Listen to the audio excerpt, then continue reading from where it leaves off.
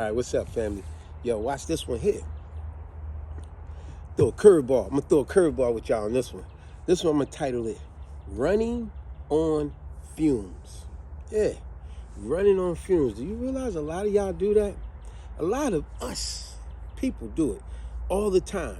Rather it's with your job, in a relationship, your personal life. You constantly running, and not realizing, yo, you are messing up your health.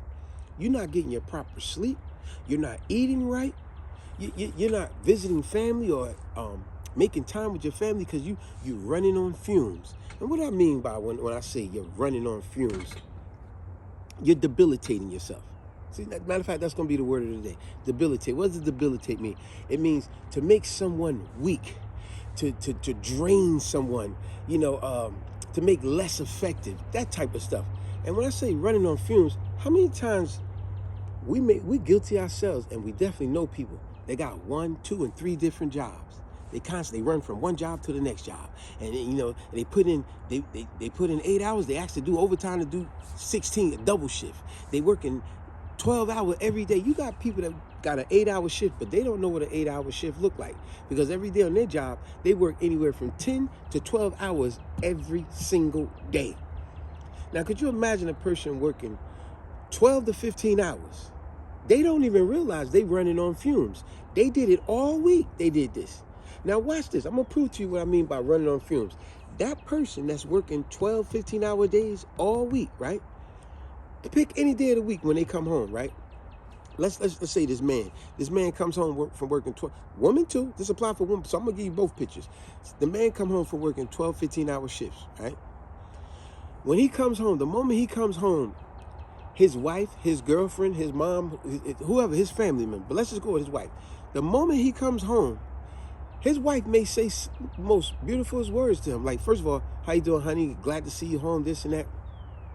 Oh, I'm glad you're home. Matter of fact, I made your favorite dish, right? Think about where I'm going with this.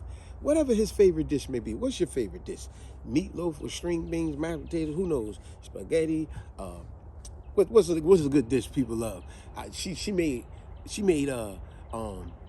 Southern chicken. Southern chicken or something. She made a stir fry. She made I'm trying to name some good ones, right? Some good ones that you be like, ooh. She made stuffed ziti. She made lasagna, right? She says to him after he just worked a 12 to 15-hour shift. Remember, he was doing this all week. I'm gonna prove to you what I mean by running on fumes. So now when he came in the door, she gave him a big hug and a kiss and said, oh baby, I made your favorite meal. He's like, oh wow, see, he's still running on fumes. He don't even realize. He's even excited that she just said, I made your favorite meal. And then she go, well look, go sit on the couch, I'll go get your meal ready. He goes sits on the couch looking at TV, so she think. She's in there making his food. It only took about 2 to 5 minutes. Do you realize by the time she walks his plate over to him, he's in the couch like this, knocked out. And you know why he's knocked out? Because all week he been debilitated with his job, running on fumes, and don't even realize it. Working so much, so hard, and putting in so many hours chasing that money all the time, not realizing he's debilitating himself. Remember what the word debilitate means? To make someone weak, drain them, make them less efficient. You're debilitating yourself by constantly running and running on fumes. Watch this. I'm gonna get another way, a real story of mine about running on fumes. I remember when I got my first car. It was a Cutlass Oldsmobile. And my oldest brother, he conned me into getting. He was like, yo, why don't we get a car together, man? I tell you what, I'll pay for the car. The car only cost $800. No, it was $600. The car cost $600. He bought it from a used lot, a piece of crap. He's like, yo, I'll buy the car and you just get the insurance. Guess what the insurance cost me? The insurance was like $600 and something because he couldn't get in his name, and I was only 18, so it was high for me. So we shared a car, man. I'll tell anybody, don't ever share no car with nobody. It's gonna be the worst thing you do. Because that's just how it was with me and this cat. It was, boy, oh boy, it wasn't pretty. But anyway, let me get to the point.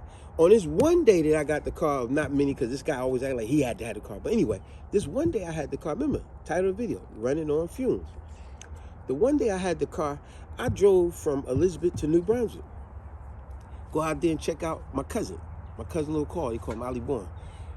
He passed away now. Miss that guy. But anyway, go out there to chill with him. And my father lived out there. My father's a mechanic.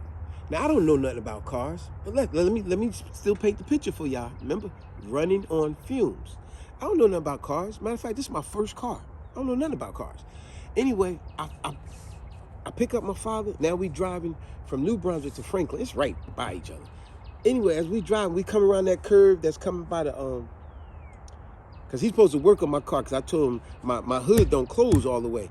I needed a motor mount. I didn't know that at the time. And, you know, he was going to check my thermostat as well, because I wasn't getting heat. He know how to do all that. He's actually a mechanic. So as we coming from New Brunswick, we coming around that curve, which is close to that cemetery, right? As we coming across, right, as I'm driving, all of a sudden my car started going like this.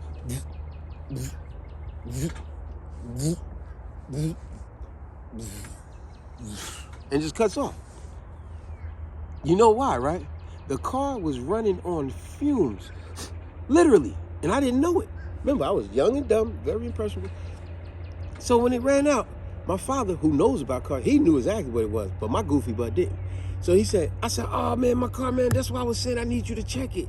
You know, see, now it's really messed up. He said, all right, let's get out. You don't know what's wrong with the car, boy? I was like, nah, man, that's why I need you to check it. He said, all right, let me see if you can figure it out. So you know what I did. I did like most people do. I went over there, got out the car, popped the hood like I'm doing something like this. All right, so it looked like everything all right. Everything tight. Okay. Everything looked good. Don't know nothing I'm doing. Don't know nothing, right? So then my father says, so you ain't figured out why the car acting up? You ain't figured out nothing? I said, yeah, I mean, I checked under the hood. I mean, everything looked good. He said, how you know everything looked good? You know anything about cars? You don't even know what you're looking for. I said, it looked good. So he said to me, he said, boy, get back in the car. You're going to have to figure this thing out. Get back in the car. So I went to get, since he's a mechanic, I went to get on the passenger side and let him get in the driver's side because he could figure it out. He said, no. Get back in the car where you was at. So I'm like, yo, what's this kind of game this guy playing, man? So I get in the driver's seat where I was at. He said, now, see if you can figure it out what's wrong with the car. And I was like, yo, but it cut off, man. I told you, man, you're supposed to check the thermostat and the motor mount anyways. He said, boy, put the key in the ignition and cut the car on. I said, so I put it on. It was like, he said, you still ain't figured it out yet? I was like, I mean, yo, nah, it ain't working. It ain't working. He said, I'm gonna see how long it take you to figure this out. He said, turn the key again and pay attention as you turn the key. I was like, nothing, right? So he said, boy, look at the gas, the meter. Look at the gas meter when you turn the key. And when I looked at the gas meter, it was like, it was all the way on E. You know, it's like full, it was past the E. It was past the E, right? And then when I turned, I said, he said, yeah, you figured it out. He came to the passenger and leaned on the wheel. He said, you figured it out finally, boy? You figured it out? I said, oh, what? He said, yeah, you need gas. You over here running around driving the car on fumes, boy. He said, all this time, man, good thing we ain't going nowhere far. He said, good thing it's a gas station right there. He said, I just got to go and buy a gas thing now. I bet you ain't got a gas thing in your daggone trunk, do you? I was like, nah, what's that? I didn't know nothing, man. But yeah, see, that's driving on fumes. That's why I put it with that story with how a lot of people live their lives. You study, man, I've known people that have 2 jobs and still looking for a 3rd job because their friend or acquaintance of them told them, man, they hiring at my job, man. You know, by the time you get off this job, you come straight over. It's on your way home anyway, man. Word, that job hiring, man, what they say I could do about 4 or 5 hours? Man, I think I could fit that in, see? Running on fumes. And before you know it, that'll be the person that fall asleep at the wheel. How many times we heard that? People be driving long distance from one place to another, not getting their proper sleep. Weird when you get tired, let's just find a motel. I don't want you dozing off. I'm not tired, are you kidding? Go another 100 miles, come on. Driving, they like, boom, crash. Remind you of your boy Chevy Chase in Wally World, remember? They showed the whole family. Y'all remember that movie? He was driving. They showed the speedometer. It was 70 miles per hour, 90 miles per hour. He flying. They showed the wife sleep. They showed the son sleep. They showed the daughter sleep, and then they showed him he was asleep. And then they crash. But you see what I'm saying? Instead of get your proper sleep, you running on fumes. A lot of people do this. They just keep chasing that dollar, chasing whatever it is they chase. They're not getting their proper sleep. They're not eating right. You know, not visiting family and putting in quality time with family the way they should. And then family members pass away. You get what I'm saying? But ultimately, that's what I'm saying. A lot of people are guilty of that, running on fumes, and this what debilitates them. Remember, the word of the day, debilitate, to make someone weak, to drain them, to make them less efficient. You know, not efficient at all. It's like, man, you're draining yourself. Yeah, chasing down them jobs all the time. It's draining. Man, even you guys out there, you want to be a player. I remember them days. You want to talk to this girl, that girl, this girl, that girl, that girl, that. Let me tell you something. Tell you from someone who knows, who's been through this crap before I got my wife. It costs time. It costs time and money to be having 3, 4, 5, 6 different girls. One in this town, that town, this town, this town. It costs time to go there. It costs money to keep doing all. Before you know it, you're exhausted. AKA, another word for saying debilitating. Debilitate, it means that. It means exhausting, to make someone weak, to exhaust them. It costs time and money to be running around, just like on a job. You running around from this job, that job, putting in long hours.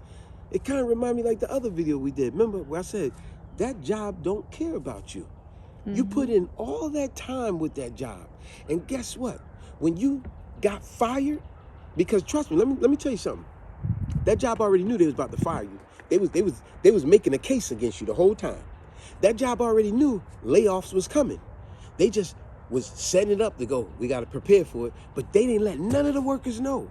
They ain't let none of y'all know. And then when it happens, when they fire you or lay you off, guess what? Now the workers like, man, I can't believe, man, all this stuff I did for this job, and they gonna just do us like that? Man, I can't believe this, man. I don't know what I'm gonna do now. You should always have a second plan. Like I said in that last video, you should always have a plan B.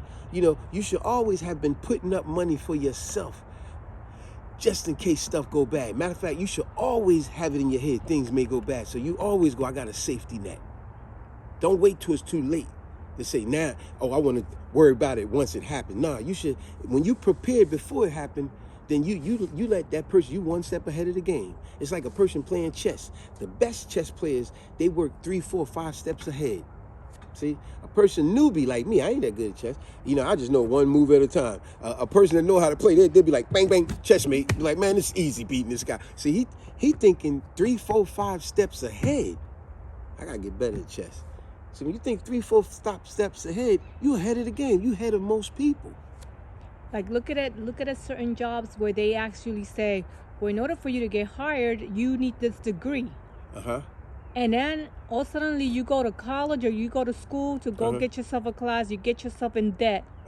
Then when you're done and you go, now you go into this corporate where they said that you needed the degree. Then when you work for a couple of months later and they say, excuse me, but we realized that we're not going to need you anymore. But you still got to pay that degree, that loan back. Exactly. It reminds me of that old picture that you see on the internet. It show all these old European American jokers, you know, aka white people. They show them, they all laughing, these old Europeans, they all laughing with cups in their like, and the caption says, we charged them, it says something like, we charged them $250,000 for a piece of paper that says a degree, only to get a job making 50 grand. They so stupid. That degree don't mean nothing. You should always have a plan B. And your plan B should be you. You should be actually number one. Plan number one. The job is secondary. Even when you get the job, you should always say, I'm putting something up for me. That's yeah, right. My job have a 401k. Yeah, my job have a holiday club. Yeah, my job have a credit union. But you have a personal one you put up for yourself. That's your backup plan. That's right. For your dreams, your desires, and in case all hell breaks loose, you go, no, I got something to fall back on. Did I not hit a nerve? Did I not give you a wake-up call? Reinforcing things a lot of you intelligent people know already, but it feels good to hear it from another person, to make y'all say, y'all got that aha moment, like, yo, he right. Yeah, I gotta start doing that. Man, thanks a lot. Well, you're welcome. Peace.